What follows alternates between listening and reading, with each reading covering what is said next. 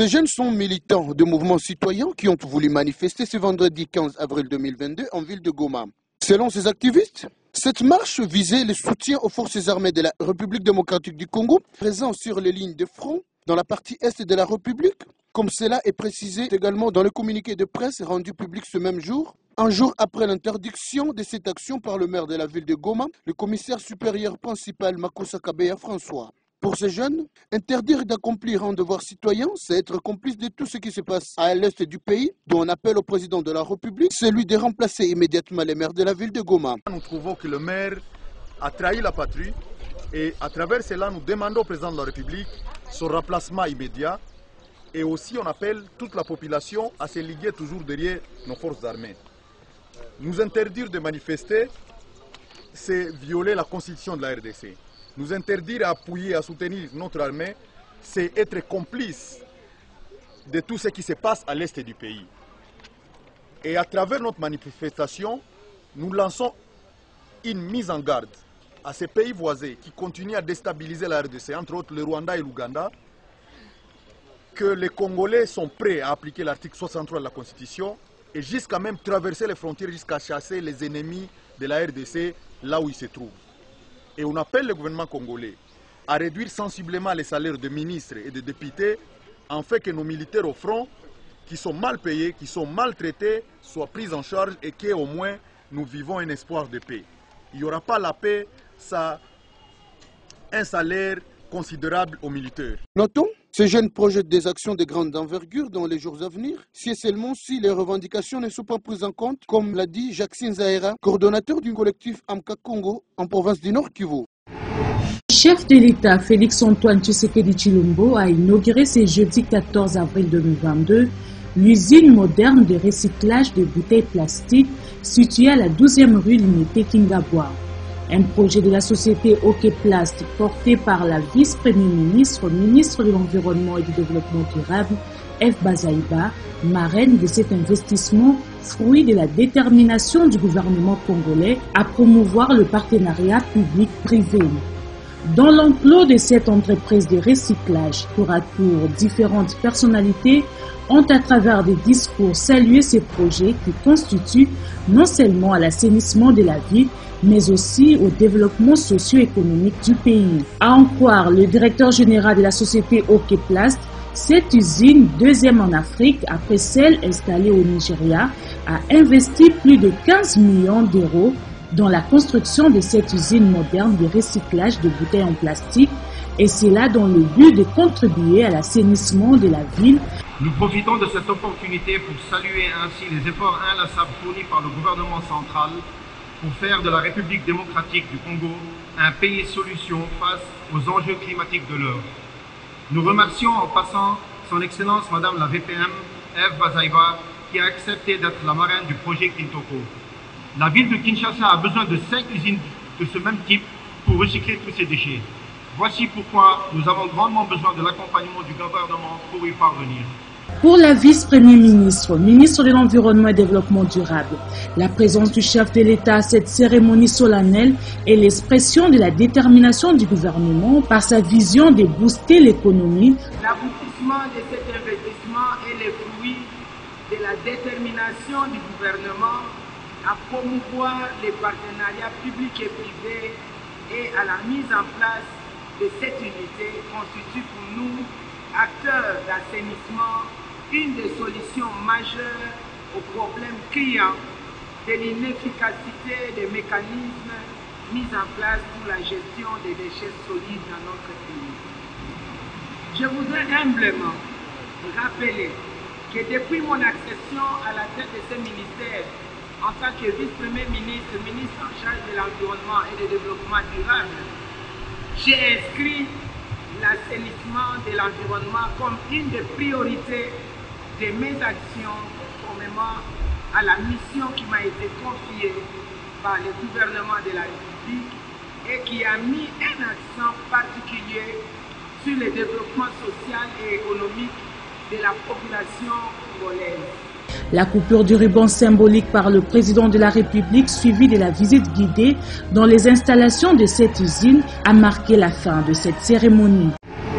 Dans une interview accordée à la presse de sa descente d'avion à l'aéroport international de Ndjili, en provenance de Nairobi au Kenya, où il a pris part à la réunion technique et politique de consultation et mobilisation en faveur de la lutte contre le VIH-Sida, le ministre de la Santé publique, Hygiène et Prévention est revenu sur l'importance de cette réunion et expliqué les efforts déployés durant les 10 dernières années, mais aussi les perspectives envisagées par le Fonds mondial en vue de l'éradication du VIH-Sida à l'horizon 2030. Et dans le cadre du Fonds mondial, que j'ai été à Nairobi, je profite de l'occasion pour informer l'opinion que la RDC, à travers ma personne, a été élue comme membre permanent du conseil d'administration du Fonds mondial. Donc, je représente l'Afrique de l'Ouest et du Centre.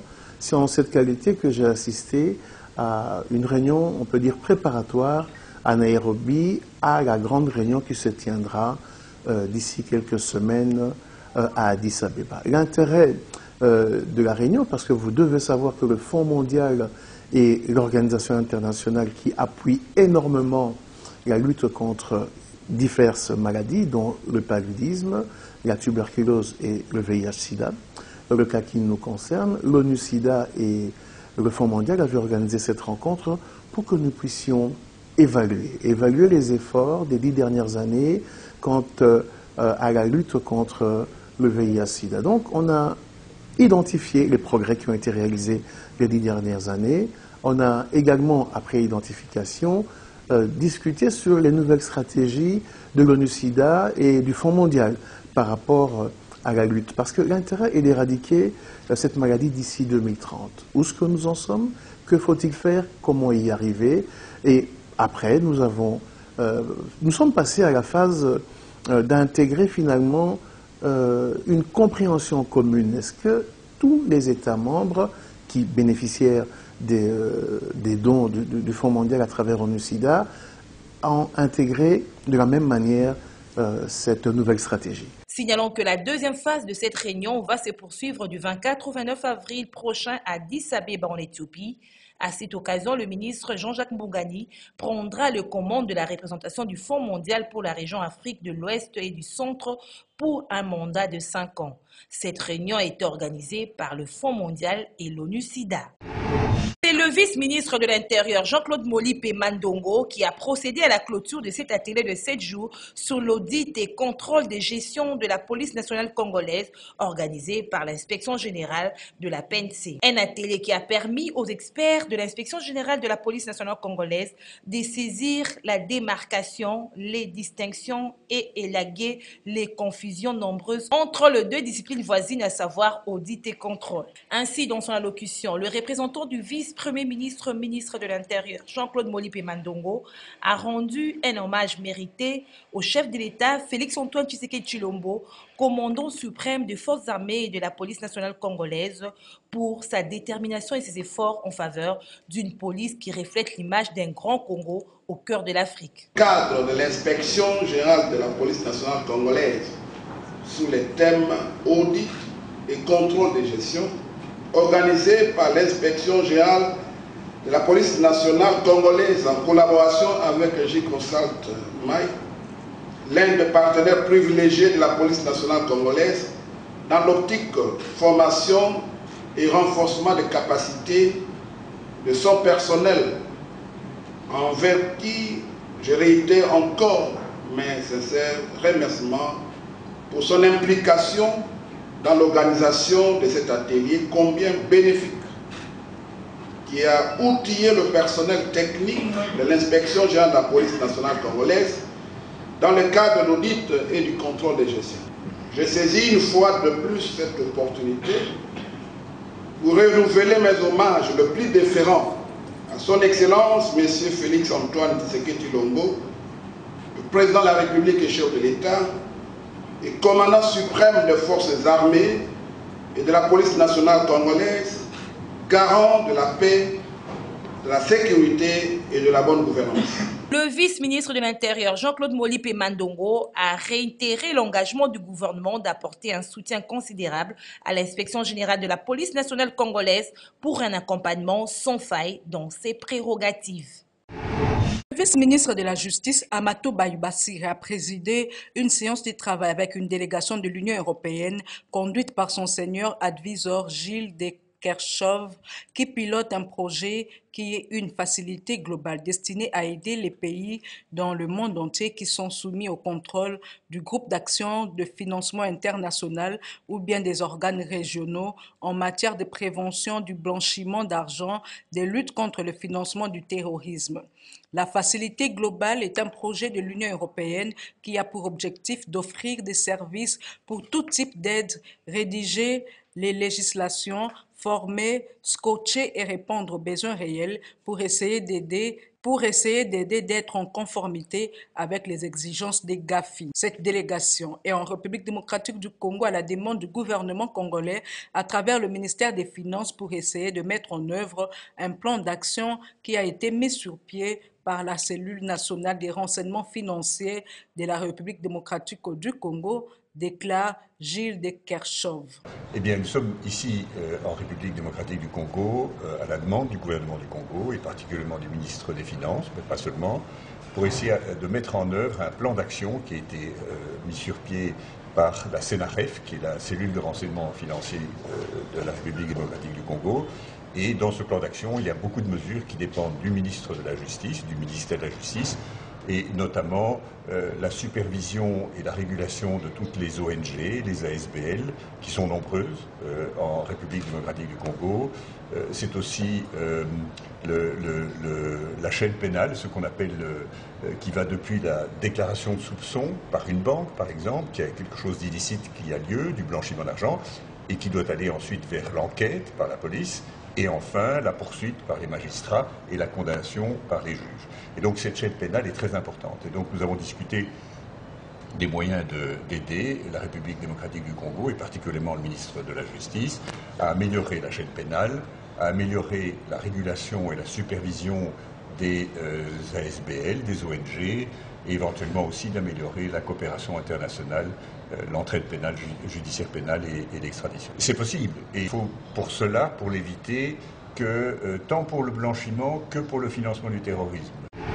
Ça aurait dû être une plénière mouvementée et édifiante, envie d'éclairer la lanterne des élus et de la population congolaise sur la problématique de la desserte en eau potable en République démocratique du Congo, une initiative parlementaire de l'honorable Papi Bazego à l'endroit du DG de la Régie des eaux, mais malheureusement, les honorables sénateurs n'ont pas permis cette occasion à travers une motion incidentielle initiée par l'honorable Molicho consistant à épargner les DG de la Régie des eaux parce qu'ils assument l'intérim. La question orale avec débat du sénateur Bazego a été rejetée par la majorité des sénateurs. Voilà qui justifie cette ras-le-bol de son initiateur. C'est vrai que la démarche ne visait pas les individus, mais il était question, n'est-ce pas, de scruter les difficultés qui rongent cette entreprise publique de l'État. Il s'agissait là de l'entreprise publique qui a pour mission de produire et de fournir l'eau à la population. Malheureusement, aujourd'hui, nous avons privé notre population, l'opinion, de ce qui devait être connu comme difficulté qui ronge ou qui dérange le bon fonctionnement de cette entreprise. Ça a été fait à la manière que nous avons tous vu, n'est-ce pas? Il vous souviendra que cette motion a été combattue depuis le premier jour, n'est-ce pas, par des collègues, certains collègues, et la démarche s'est poursuivie jusqu'aujourd'hui.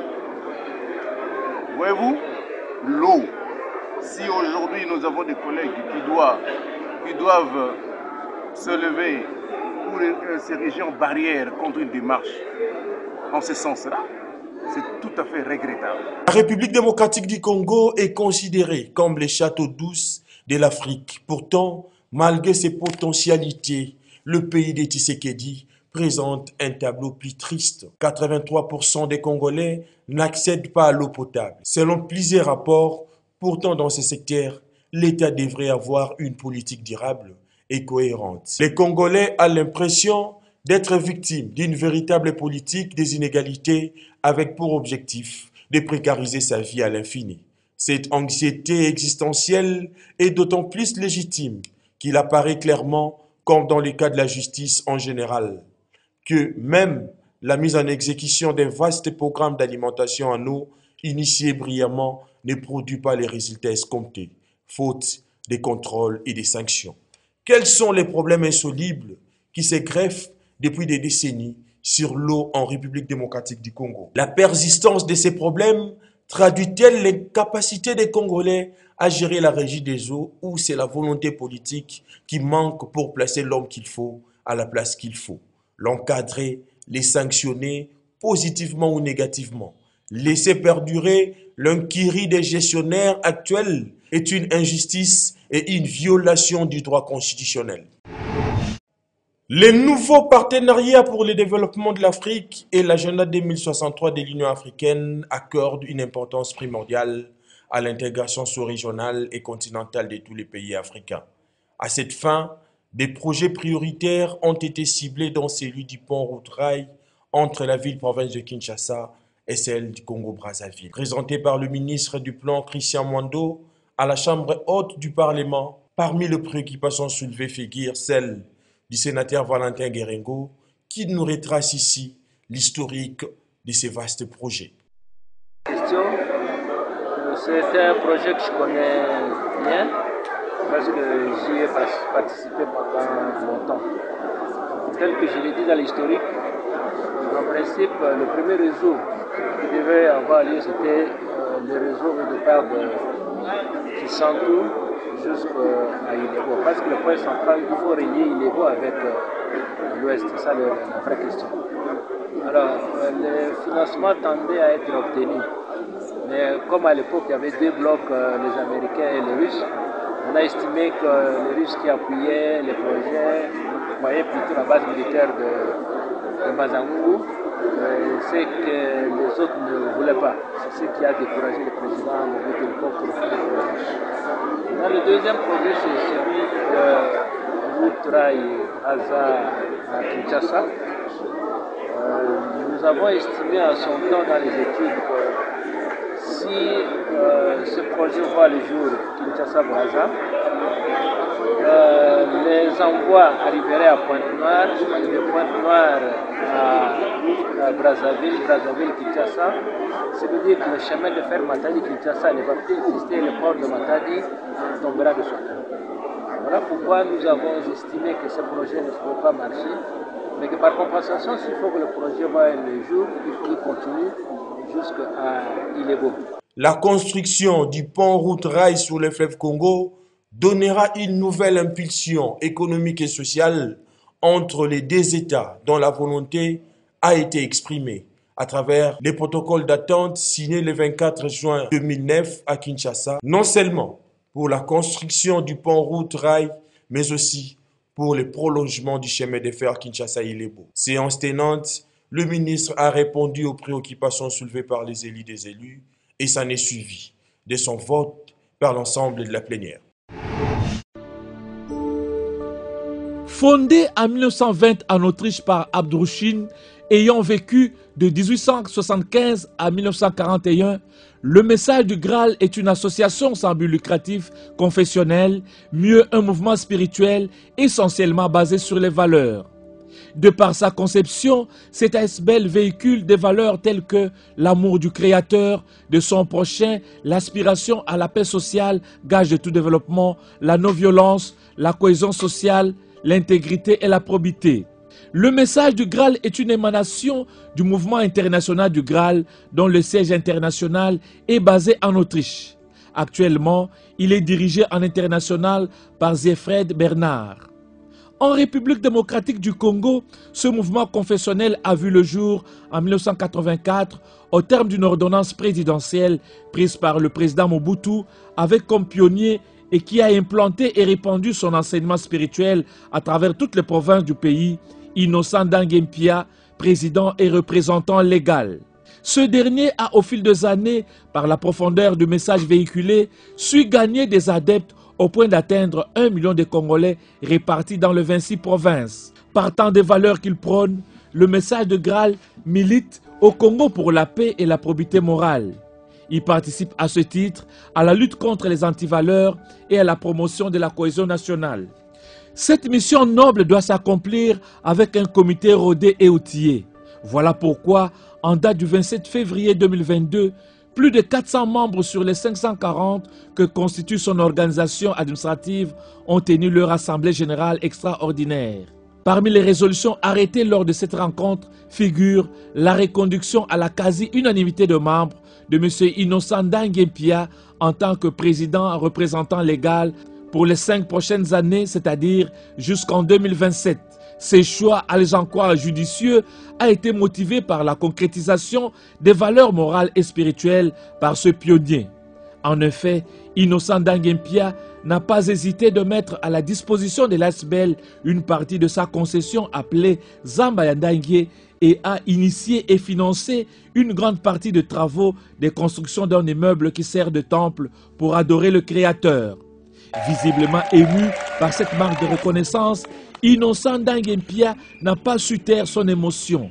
Je tiens aussi à exprimer ma gratitude aux autorités de notre pays, particulièrement au président de la République, chef de l'État, au Premier ministre, chef du gouvernement, et au ministre de la Justice, qui ont toujours veillé à ce que la liberté de culte, inscrite dans notre Constitution, soit une réalité. Pour rappel, Innocent Ndangue-Mpia n'est pas une figure qui tâtonne à ce poste.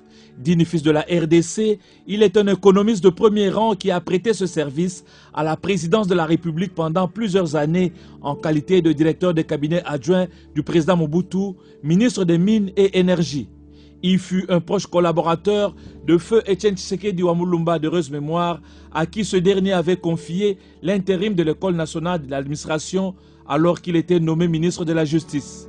Il a été décoré au grade d'officier et commandeur de l'Ordre national des Léopards, la distinction nationale de l'époque.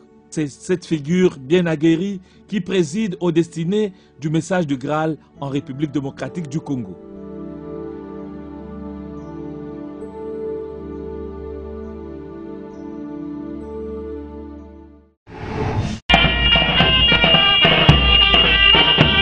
Ils étaient nombreux à marcher ce vendredi 15 avril 2022 dans toutes les rues du territoire de Bumba dans la province de la Mongala.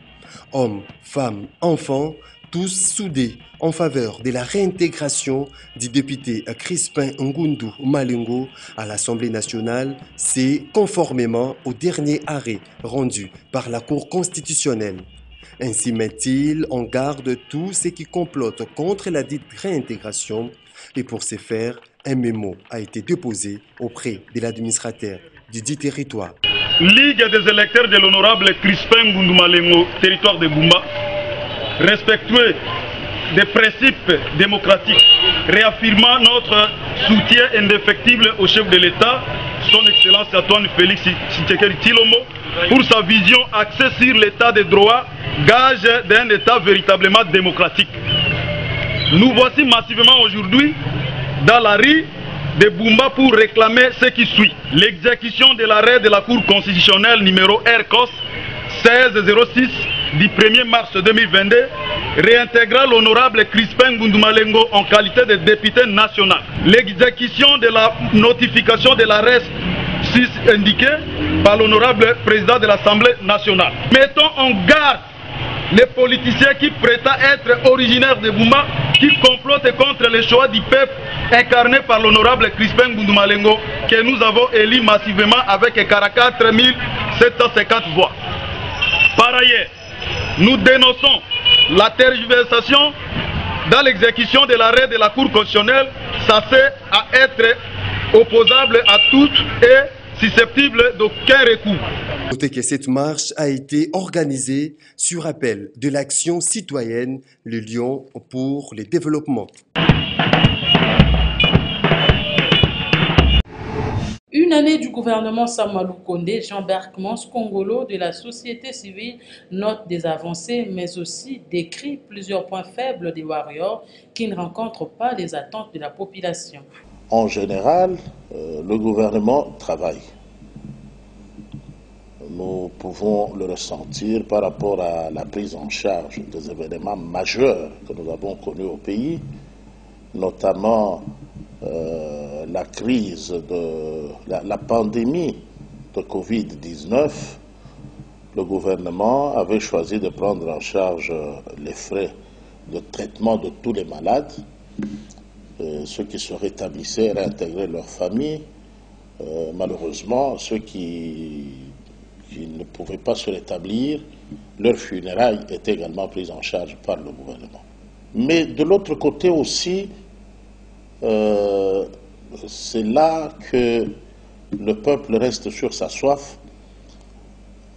Le gouvernement n'est pas allé à la rencontre des attentes, au moins à la prise en charge des attentes à court terme de la population, notamment en ce qui concerne les denrées alimentaires.